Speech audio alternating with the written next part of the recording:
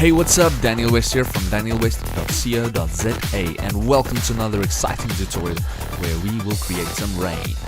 Yes, you've heard it right. If you shot something on location or in studio and you want that rainy dramatic feel, do not worry, Photoshop can do it. No, I'm serious. Photoshop can create some rain, and that is exactly what we'll be doing. So, here is our photograph that we've done already. And as you can see, it's nice and dramatic. There's a little bit of rain falling from the side, and it is beautiful. Remember, with great power comes great responsibility. So hopefully this will help you create that moody feel that you really would like for your own photograph. So here, without further ado, let's get started. Alright, so I'm just going to switch off my rainy effect. So we've got a photograph, it's been shot in studio. This is actually for a client. I'm not going to show you guys how to create the background, that's in another tutorial. But what I'm going to do is just show you guys how to create the rain. So, the first thing that I would do is create a new layer, Command Shift and N.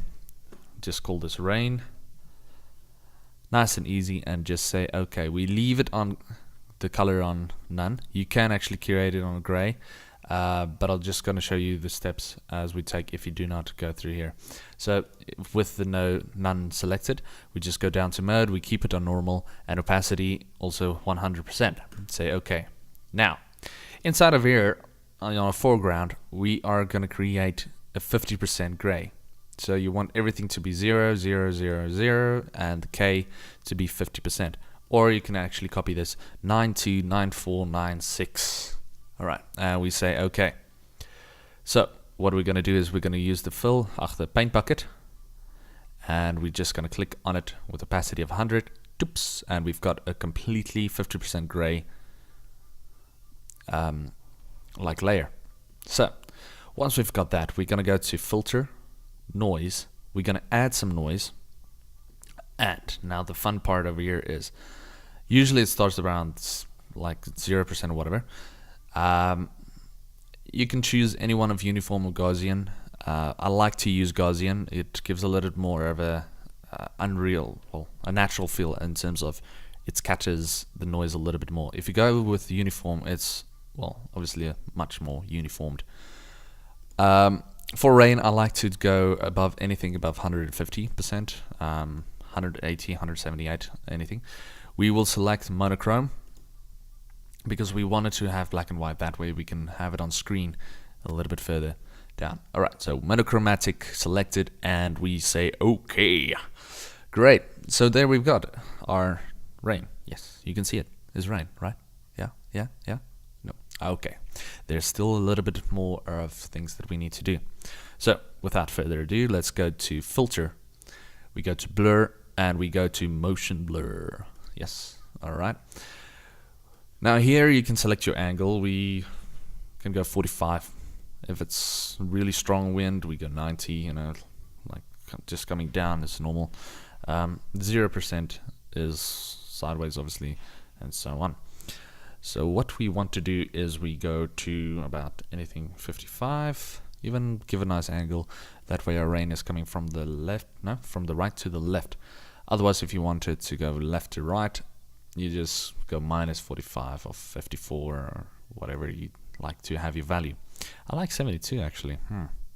Alright, so let's just go to 65. We go down to 72. There we go. Alright, now the distance. 1 is not going to do anything really intense unless you go and zoom in. Then you can actually see it moved a pixel. But that is not what we want to do. We want to make it nice and long. There we go. So we go about 144. That would be fine. Say okay, and there we've got our rainy effect. So we're gonna put the mode with our layer selected. We're gonna put our mode to screen. Yes, it's starting to look like something. Still a long way to go. Alright, then in our adjustments layer, we're gonna go to curves. You can even go down over here and select curves. Oops.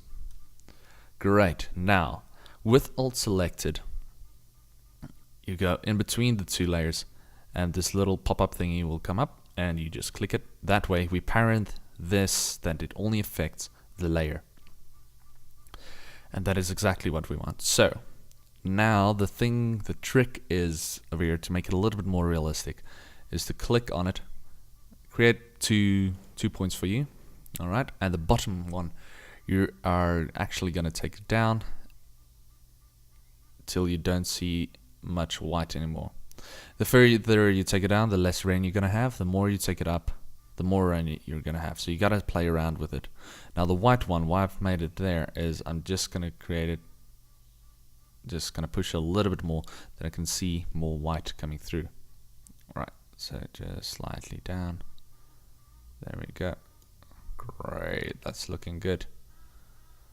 All right, now the effect you can't really see as much, and you've got these weird white lines going on at the bottom.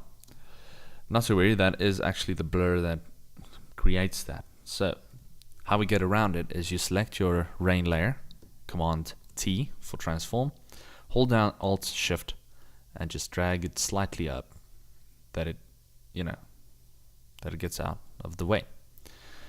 I like to make it nice and big so that the raindrops are nice and close. Double click to say OK, or you can even just checkbox it. And there we go. We've got our first layer of rain going nicely. Great. So just double clicking on the curves, and then we can just slightly tweak that. Great. Now the next thing that I'm going to do is I'm going to select with holding down Shift, select both the rain and the curves, and I'm going to go Command and J to duplicate it. This way you can actually see it actually becomes more prominent. I kind of like that. So the next thing that I'm going to do is I'm going to go Command J again, but this time with this one I'm going to go Command T to transform it, and I'm going to go and create smaller particles with Alt Shift down. There we go, right around there. But now there is way too much noise going on, way too much like rainy effect that is happening over here. So what I'm going to do is I'm just going to take my curves and put it down slightly. More up, more white, more down. More. Yeah, so I'm just going to play around with that slightly, and also with this one. It doesn't become so prominent. Great, that's looking good. Alright, select all of your layers just to keep it nice and neat, all your rainy layers, and Command G to group them and call it rain. There we go. And that's it. So there you have it. That is our rainy effect that's happening. You can actually, if you want to go even more detail, you can create some splashes and stuffies like that using stock footage, or even just go painting in on another layer with your brush tool. I like to use this one. Any one of these would be nice. It's a little bit of a scatter, make it nice and biggish, and just click. It works nice with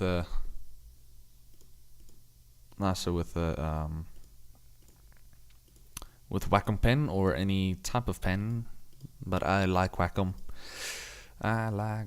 Yes. Wacom pens are nice and it works very cool. Right, so just create that, slightly down with the opacity and create a new layer, slightly more out and bigger, splashy feeling, and just click away. Once again, remember, you gotta keep reality in check, like just keep an eye on what seems real, what doesn't seem real. Okay, like for instance, whatever is happening down there is not real. It doesn't feel real. So just go back and do. There we go.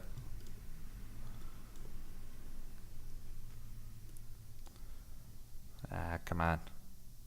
There we go.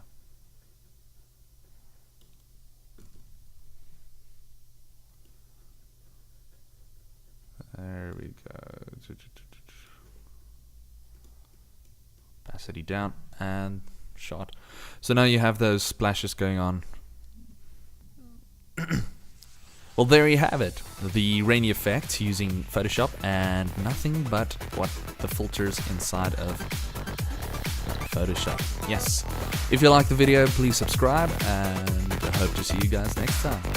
Bye.